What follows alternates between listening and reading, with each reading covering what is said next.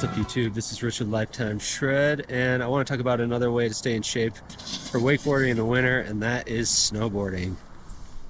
So we're up here at Woodward Park City, and yeah, we're riding. I'm going to talk about some other types of riding too, because park riding is pretty much what goes on here, and that's just one part of it for staying in shape. But anyway, I hope you enjoyed the video. This is my second part in a series after talking about rock climbing as well. So let's get into it. You know, at first glance, obviously snowboarding is on snow, wakeboarding is on the water, snowboarding you're on a mountain, wakeboarding you're on a lake, a flat, stretch of water. And while those are differences, there's so much in common with these sports. They both involve boards, you're riding sideways, you're strapped in. Of all the board sports, I would say, snowboarding is probably the biggest strapped in board sport. Wakeboarding might be number two. I mean, you do have some other sports like kiteboarding, etc., that also use straps.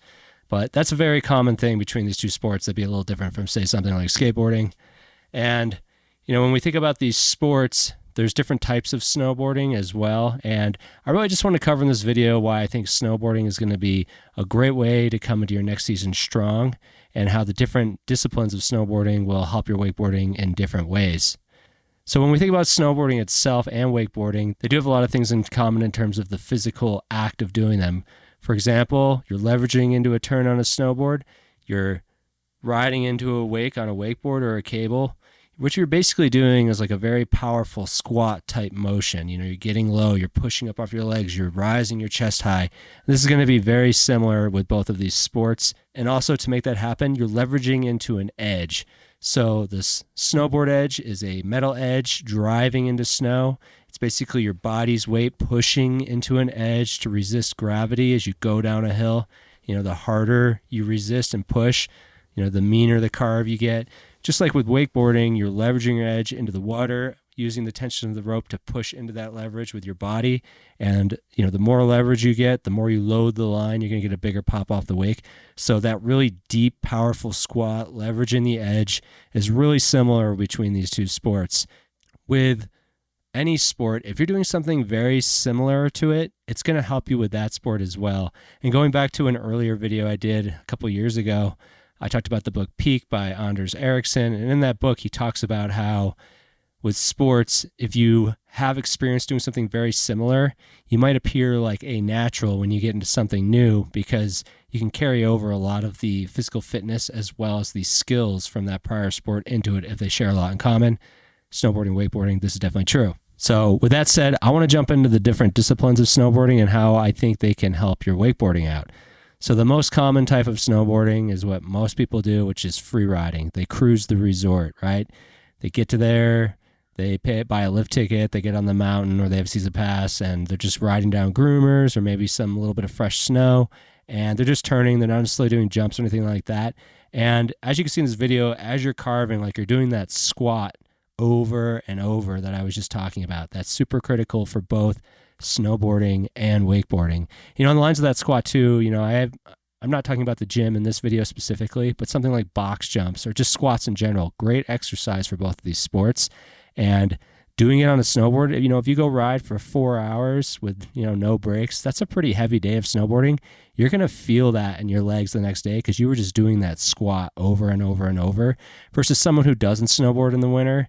They're not going to have those muscles dialed like for the beginning of the wakeboard season, like someone who's been out snowboarding. So another type of riding that I like to do a lot is freestyle riding or park riding. So similar to free riding, you're going down a mountain, but the big difference between snowboarding in the park versus free riding is free riding, you're usually doing your carves and you're cruising around. Snowboarding in the park, there's a lot more of an explosive type of agility that comes to that type of riding, because you might be going straight and then you're popping onto a rail or a box, or maybe you're going straight or arcing into a jump and then you're popping aggressively off the top of the jump.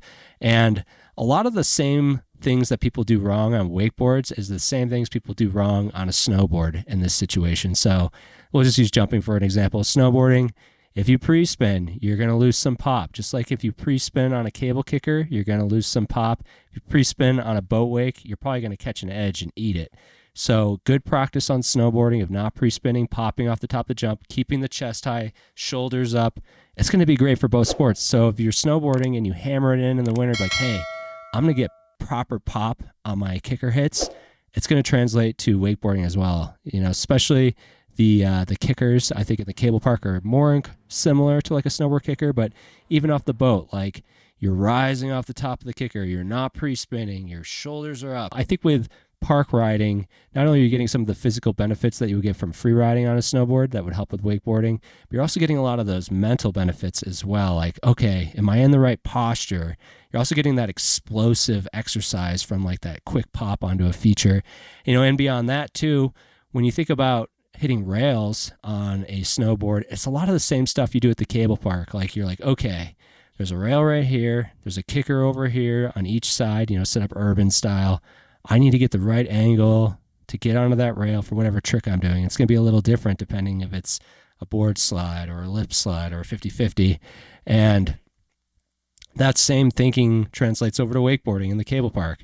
I want to transfer from this kicker up to this box or whatever. I got to line the angles up. I got to adjust it based on the trick I'm trying to do. So all that said, it's a great way to keep your mental sharpness in line so that you don't kind of forget about some of that mental math you're doing when you're riding when the wakeboard season starts. You know, a third type of snowboarding that, you know, every snowboarder dreams of is like the deep powder day. And this is just free riding on steroids in terms of physical fitness. You get out and you ride, you know, 4 hours of groomers. A lot of people can do that, but 4 hours of like powder, like you're dead at the end of that day. You know, it just accentuates all of that squat type exercise, and really, you know, it's your legs, it's your core.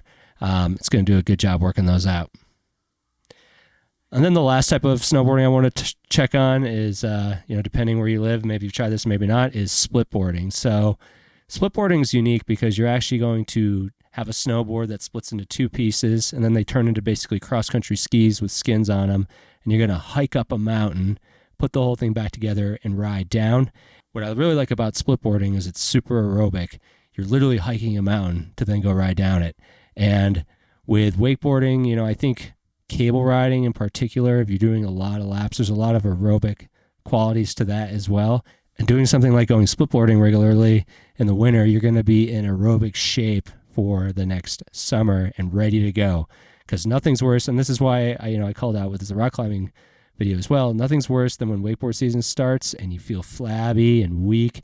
You're like, oh, I'm going to waste half my summer just getting in shape so I can actually start riding. So there you have it. You know, whether you're just cruising the resort, you're hitting the park, you get some powder days in, or you've taken on the task of going splitboarding, I think all these things can seriously boost the start to your wakeboard season, and that's what we're talking about here. You know, what I will say about snowboarding, we've talked a lot about legs and core and stuff like that, but we didn't talk about arms, upper back, and that part of your body. And this is where I think rock climbing is an excellent companion to snowboarding for being in the ultimate wakeboard shape possible. And you should also do the gym and stretch and stuff like that too. But, you know, rock climbing, really great for your back and upper body. Snowboarding, really great for your legs and lower core. So together, kind of like a fully fit person. I hope you're having a great winter out there, whether you're wakeboarding down south or you're snowboarding somewhere north of there. I'm really excited to get out and wakeboard. Probably mid-April is probably when I'll jump on the board. That's basically when our snowboard season starts winding down out here as well. And I love that quick transition between the two because I hate too much downtime. I need to be out on my board, whether that's on the water or the mountain. It just makes me happy. Anyway, bid you adieu. Have a good one. Peace. Bye.